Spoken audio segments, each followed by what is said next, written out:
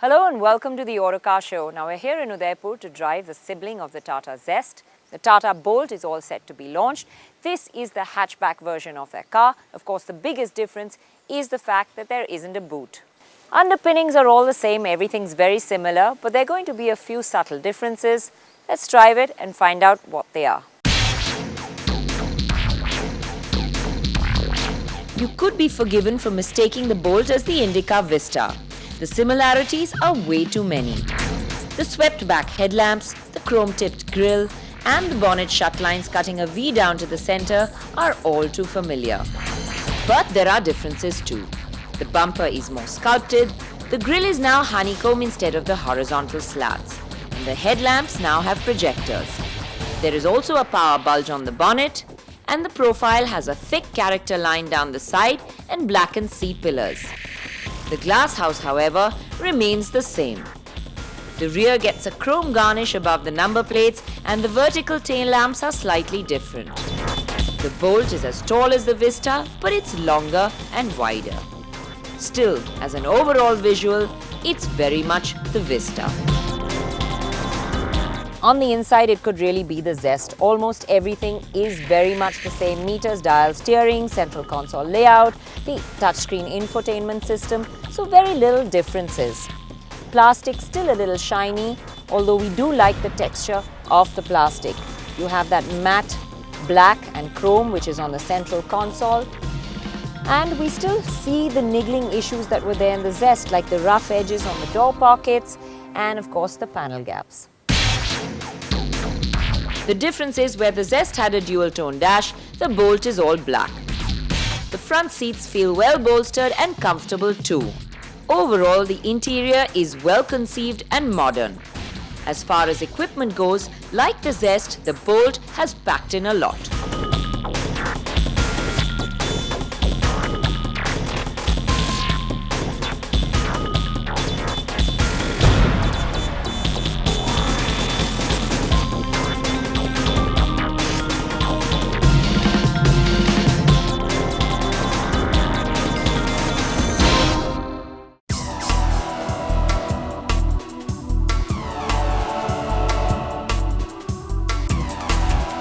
The version we got to drive was the turbocharged petrol Revotron with multi-drive modes which has 89 bhp and 14.27 kgm of torque. Now we drove the Revotron engine in the Zest, and being a turbo-petrol we really expected a little bit more out of it. In the Bolt, it definitely feels better, especially off the mark. It feels livelier, it feels more responsive.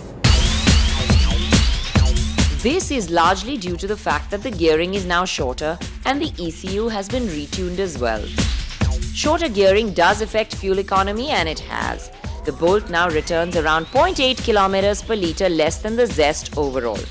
However, with the 3 engine modes, you can choose to optimize your efficiency. Now you do have the 3 modes.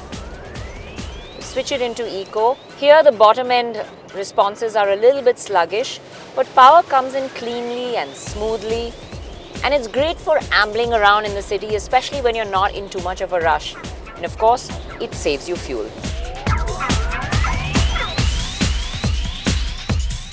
When you switch off Eco, and you don't have any of the modes on, the default mode really is City. There's not much difference between City and Eco, but you do feel the throttle responses sharpen up a little bit.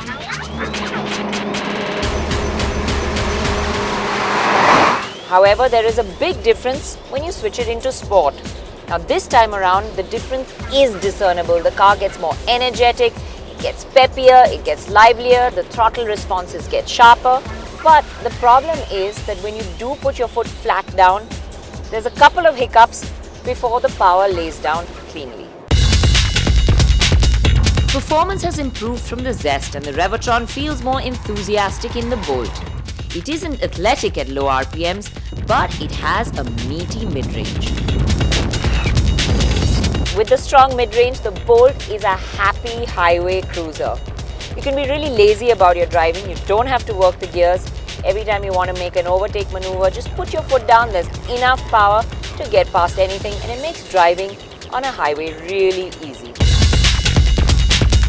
Despite the changes, don't expect exhilarating performance. The Bolt does the job of a comfortable commuter, and it does the job pretty well.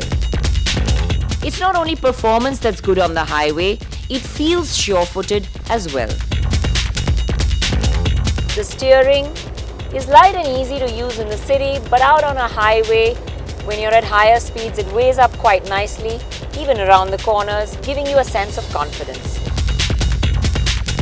At high speeds, there is no dead zone at center. In fact, it feels well connected and inspires a good amount of confidence. The good part is that on the other hand, the steering doesn't feel heavy at parking or in traffic, and it's really easy to maneuver the Bolt. Around corners, once again, it's not thrilling or engaging, but it never lets you feel uncomfortable. Where the Bolt really scores is ride quality. Like the Zest, the Bolt feels really composed. Especially at low speed, it just flattens out the bumps and potholes, keeping you really comfortable in the rear seat. That comfort extends not only to ride quality, but space as well.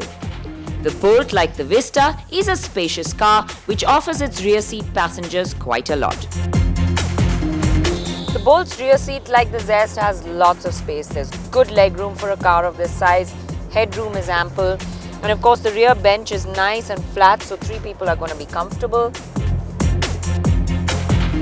What's really good is the ride quality. It's soft, it's pliant, it's flat at high speeds. So no matter what the situation, you're really comfortable in this backseat. The Bolt may not be a master at anything, but it certainly is a jack of all trades. It's easy to drive in the city, it cruises comfortably on the highway, it offers up a spacious backseat, and it's comfortable to be in. The interiors are many steps up from what the Vista was, and I think the Bolt is ready to carve out its own space in a competitive market. Well, the Zest impressed us and the Bolt impresses even more. Tata engineers have worked really hard on this car and improved a lot of the niggles.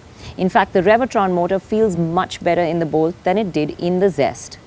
However, even though it is improved, it's still not quite up to the benchmark set by the Japanese brands. It is a competent package, it's got good ride and handling, it's spacious, it's comfortable, and power is adequate enough.